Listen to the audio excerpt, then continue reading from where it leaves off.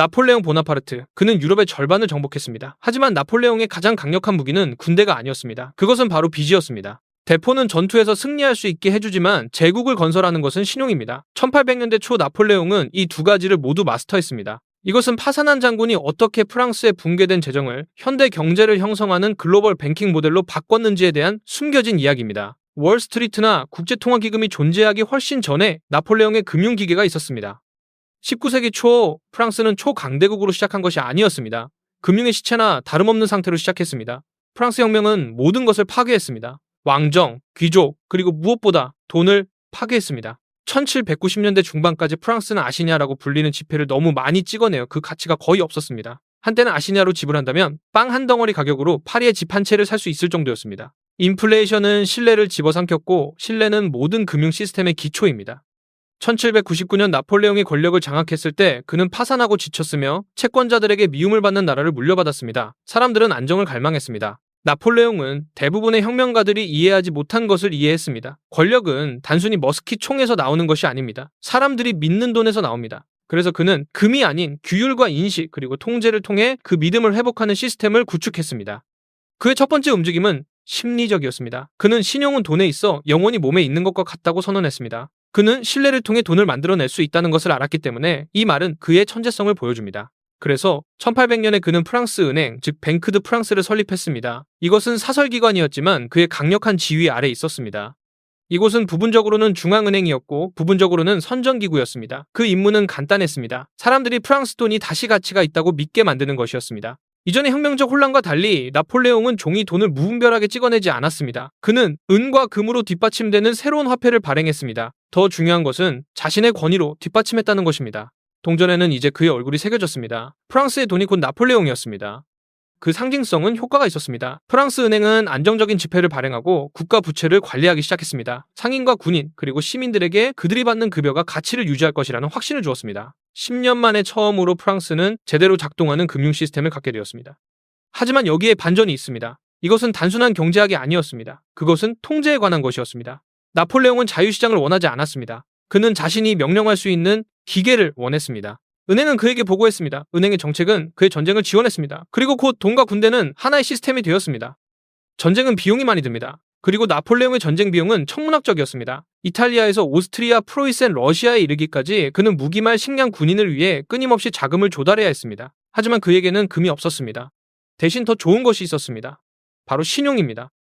나폴레옹은 현대 정부가 여전히 사용하는 속임수를 완벽하게 구사했습니다. 바로 미래의 승리를 담보로 돈을 빌리는 것입니다. 그는 정복 후 상환을 약속하며 국채를 발행했습니다. 상인과 은행가들은 그의 성공에 베팅하며 채권을 샀습니다. 승리할 때마다 신뢰도가 높아졌습니다. 조약이 체결될 때마다 채권의 가치는 더 높아졌습니다. 그가 계속 이기는 한 그의 전쟁은 말 그대로 스스로 자금을 조달했습니다. 그것은 번영이라는 자기 충족적 환상이었습니다. 전쟁은 빚을 만들었습니다. 빚은 돈을 만들었습니다. 돈은 더 많은 전쟁을 만들었습니다.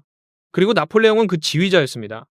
그의 뒤에는 이 게임을 이해하는 새로운 금융가 계급이 있었습니다. 가브리엘 줄리앙 우브라르와 페리고 형제 같은 사람들입니다. 이들은 로스차일드 가문이 유명해지기 전에 로스차일드와 같았습니다. 그들은 나폴레옹의 캠페인에 투기하고 전쟁 채권을 거래했으며 봉쇄선을 뚫고 금을 옮기는 것을 도왔습니다. 금융은 두 번째 전장이 되었습니다. 조용하고 보이지 않지만 치명적인 전장이었습니다. 나폴레옹은 그들을 동맹이자 도구로 보았습니다. 그는 한때 돈에는 조국이 없으며 금융가들은 애국심도 없고 품위도 없다고 말했습니다. 하지만 그는 그들이 필요했고 그들도 그가 필요했습니다. 그들은 함께 끝없는 전쟁으로 뒷받침되는 끝없는 부채라는 연구운동에 기반한 유럽 금융 시스템을 구축했습니다. 하지만 이 기계에는 어두운 면이 있었습니다. 모두가 이 시스템이 멈추지 않을 것이라고 믿을 때만 작동했습니다. 그리고 믿음에는 한계점이 있습니다. 나폴레옹은 영원해 보이는 것을 만들었습니다. 신뢰로 자금을 조달하는 제국이었습니다. 하지만 신뢰는 깨지기 쉬운 화폐입니다. 시간을 벌 수는 있어도 진실을 살 수는 없습니다.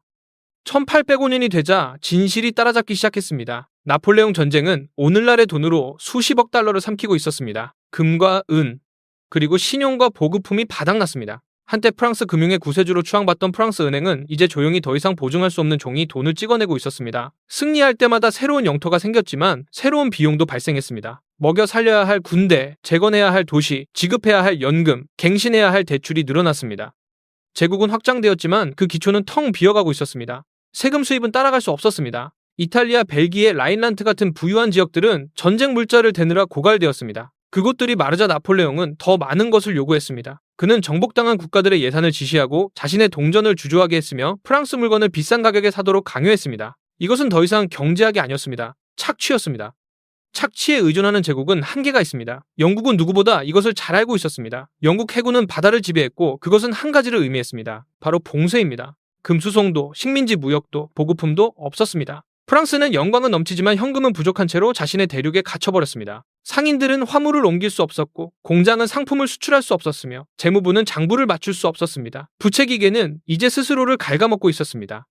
나폴레옹의 대응은 순수한 권위주의적 천재성이었습니다. 그는 후퇴하지 않았습니다. 그는 판돈을 2배로 키웠습니다. 그는 프랑스 경제의 많은 부분을 국유화하고 금리를 직접 지시했으며 지사 네트워크를 이용해 군사적 정밀함으로 세금을 징수했습니다. 그는 교회 토지를 압수하고 적의 자산을 몰수했으며 부유한 시민들에게 강제 대출을 명령했습니다. 저항하는 것은 반역이었습니다. 그가 오스트리아를 침공했을 때 그는 단순히 승리만을 추구한 것이 아닙니다. 그는 수익을 추구했습니다. 아우스터리츠 전투 후 오스트리아는 4천만 프랑의 배상금을 지불해야 했습니다. 이는 또 다른 1년의 전쟁 자금을 대기에 충분했습니다. 그가 프로이센을 짓밟았을 때 그는 더 많은 것을 요구했습니다. 이탈리아의 금고는 비워졌습니다. 스페인의 금은 파리로 보내졌습니다. 네덜란드의 상인들은 세금 때문에 파산했습니다. 각 정복은 거래가 되었습니다. 각 승리는 일시적인 구제 금융이었습니다. 정복당한 자들이 이자를 지불했습니다. 프랑스는 부의 환상을 즐겼습니다. 그리고 몇 년 동안은 정말로 효과가 있었습니다. 파리는 대리석으로 빛났습니다. 군인들은 제때 급여를 받았습니다. 프랑스 프랑화는 다시 안정적이라고 칭송받았습니다. 나폴레옹은 증권거래소, 세관, 조폐국 같은 새로운 기관을 세워 모든 것을 합법적으로 보이게 했습니다. 하지만 그 화려한 외관 뒤에는 오로지 신뢰 하나로 유지되는 기계가 있었습니다. 사람들이 믿기를 멈추는 순간 그것은 무너질 것입니다. 그것은 모든 면에서 최초의 현대적 통화 제국주의 시스템이었습니다. 프랑스는 군대로만 지배한 것이 아닙니다. 빚으로 지배했습니다. 프랑스는 미국이 나중에 달러를 수출한 것처럼 자신의 신용 시스템을 유럽에 수출했습니다. 동맹국들이 프랑스 통화로 돈을 빌리고 프랑스 기관과 거래하며 프랑스의 조건으로 무역할 것을 요구했습니다. 돈은 제국의 확장이 되었습니다. 그리고 해협 건너편에서 영국은 주의 깊게 지켜보고 있었습니다. 영국인들은 나폴레옹이 무엇을 만들고 있는지 정확히 이해했고 그것을 두려워했습니다. 하지만 그들은 또한 그 약점을 보았습니다. 그래서 그들은 더 나은 것을 만들었습니다. 1세기 전에 설립된 영국의 영란은행은 경쟁 제국의 심장이 되었습니다. 그것은 정복이 아닌 신뢰의 기반을 두었습니다. 나폴레옹이 국가들에게 자금을 대라고 강요하는 동안 영국은 투자자들에게 영국으로부터 이익을 얻으라고 초대했습니다. 콘솔이라고 불리는 영국 국채는 유럽의 안전한 피난처가 되었습니다. 귀족 상인, 심지어 외국 통치자들까지 런던에 돈을 쏟아부으며 무슨 일이 있어도 영국의 신용은 살아남을 것이라고 믿었습니다. 나폴레옹의 시스템은 금융의 독재였습니다. 영국의 시스템은 부채의 민주주의였습니다. 그리고 그 차이가 결정적이었습니다.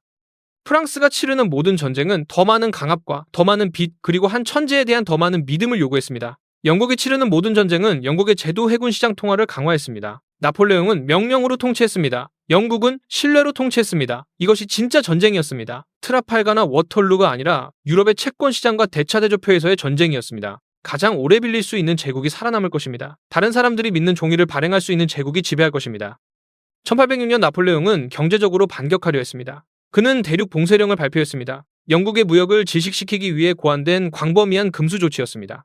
그의 통제하에 있는 유럽 국가들은 영국 상품의 수입이 금지되었습니다. 그는 영국의 상업을 파괴하면 영국의 신용도 무너질 것이라고 믿었습니다. 그의 생각에는 그것이 금융적 복수였습니다.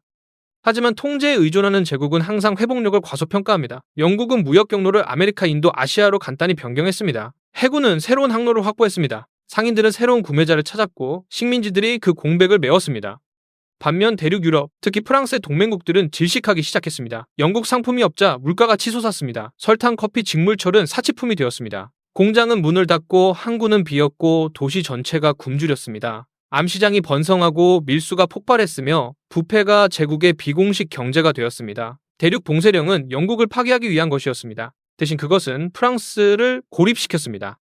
1810년이 되자 나폴레옹의 동맹인 네덜란드, 스페인, 그리고 독일 일부 지역조차 비밀리에 금수 조치를 어기기 시작했습니다. 그들은 중립항구를 통해 영국 상품을 밀수하고 프랑스 관리들에게 뇌물을 주어 눈 감아주게 했습니다. 분노한 나폴레옹은 더 강력하게 단속했습니다. 새로운 법령을 발표하고 조사관을 보내고 상인들을 감옥에 가뒀습니다. 하지만 억압은 썩은 부위를 더 깊게 만들 뿐이었습니다. 기계는 연료가 바닥나고 있었고 모든 기어는 스스로 마모되어 가루가 되고 있었습니다.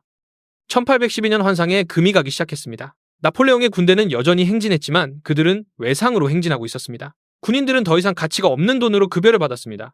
보급품은 배급되었고 급여는 지연되었으며 사기는 떨어졌습니다. 그가 러시아를 침공했을 때 그는 단순히 사람들을 이끈 것이 아닙니다. 그는 금융적 환상을 눈속으로 이끌고 들어갔습니다. 그 원정은 끔찍하게 붕괴되었고 제국의 마지막 신용 한도도 함께 무너졌습니다.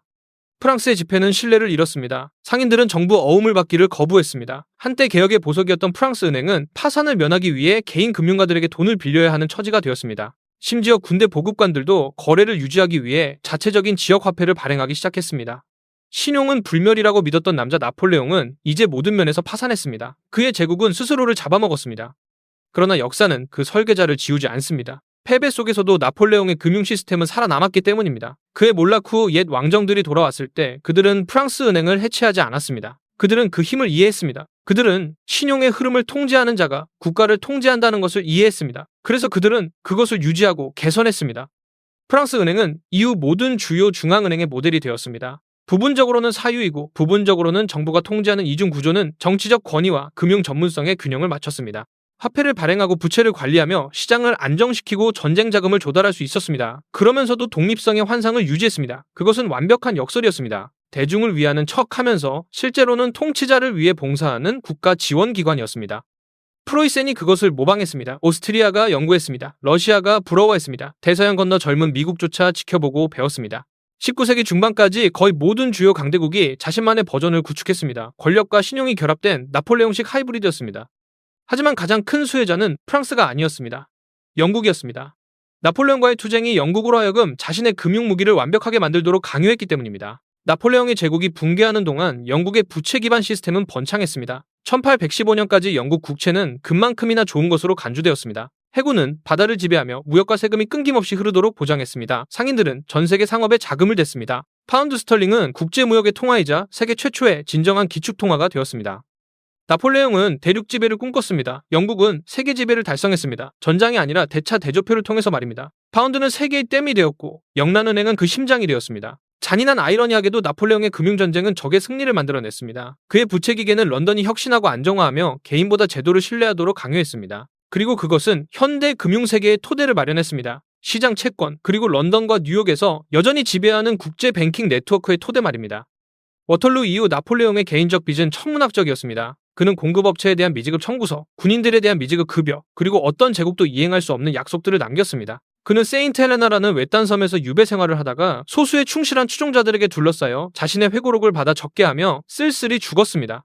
하지만 그의 가장 큰 유산은 전투나 정복, 심지어 그의 몰락도 아니었습니다. 그것은 그가 남긴 돈의 구조였습니다. 사슬에 묶인 상태에서도 그의 청사진은 살아남았기 때문입니다. 정치적 의지와 금융 통제의 융합, 국가가 오늘 전쟁에서 이기기 위해 내일의 돈을 쓸 수 있다는 생각, 그리고 빚이 성장을 영원히 부채질할 수 있다는 믿음. 그 믿음이 오늘날 우리의 세상을 정의합니다. 모든 현대정부는 약속을 유지하기 위해 돈을 빌립니다. 모든 중앙은행은 붕괴를 피하기 위해 돈을 찍어냅니다. 모든 국가는 부채를 무한히 관리할 수 있다고 믿습니다. 신뢰가 유지되는 한 기계는 작동할 것이라고 믿습니다. 하지만 역사는 나폴레옹이 무시했던 것과 같은 경고를 속삭입니다. 빌린 신뢰 위에 세워진 모든 제국은 결국 같은 결말을 맞이합니다. 침략이나 혁명이 아니라 침묵으로 끝납니다. 믿음이 바닥났을 때 뒤따르는 침묵 말입니다. 나폴레옹의 흥망성쇠는 돈이 숫자에 관한 것이 아님을 증명했습니다. 그것은 믿음에 관한 것입니다. 심리학 통제 권력, 문명 자체에 보이지 않는 기초입니다. 그리고 그 기초가 규율 대신 빚에 의존할 때 붕괴는 피할 수 없습니다. 오늘이 아닐 수도 있고 내일이 아닐 수도 있지만 언제나 필연적입니다. 오늘날 정부가 키 하나만 누르면 수조 달러를 찍어낼 때, 경제가 신용거품과 정치적 약속 위에서 상승할 때, 시장이 생산이 아닌 유동성에 환호할 때 우리는 새로운 것을 발명하고 있는 것이 아닙니다. 우리는 그저 나폴레옹의 기계 안에서 살고 있을 뿐입니다. 그가 개척한 부채 시스템은 멈춘 적이 없습니다. 단지 제복 깃발 이름만 바꾸었을 뿐입니다. 뱅크 드 프랑스는 현대 중앙은행의 모델이 되었습니다. 파운드는 달러의 모델이 되었습니다. 그리고 번영이 종이와 실내로 만들어질 수 있다는 환상은 전 세계의 신조가 되었습니다. 그리고 어딘가에서 역사가 기억을 가지고 있다면 나폴레옹은 여전히 미소 짓고 있을 것입니다. 그가 무력으로 지킬 수 없었던 제국이 여전히 금융으로 지배하고 있다는 것을 알고 있기 때문입니다. 현대 뱅킹 시스템은 평화 속에서 태어나지 않았습니다. 그것은 유럽의 전쟁터에서 야망, 탐욕, 믿음의 무게 아래 태어났습니다. 나폴레옹 보나파르트는 단순히 유럽의 지도를 다시 그린 것이 아닙니다. 그는 돈의 지도를 다시 그렸습니다. 그리고 중앙은행 무한한 부채 통제된 신뢰라는 우리가 오늘날 살고 있는 시스템은 그가 결코 잃지 않은 제국입니다. 이 이야기가 금융과 역사에 대한 새로운 시각을 주었다면 미스터리 발견 연구소를 구독하고 세상에 숨겨진 더 많은 진실을 확인해보세요.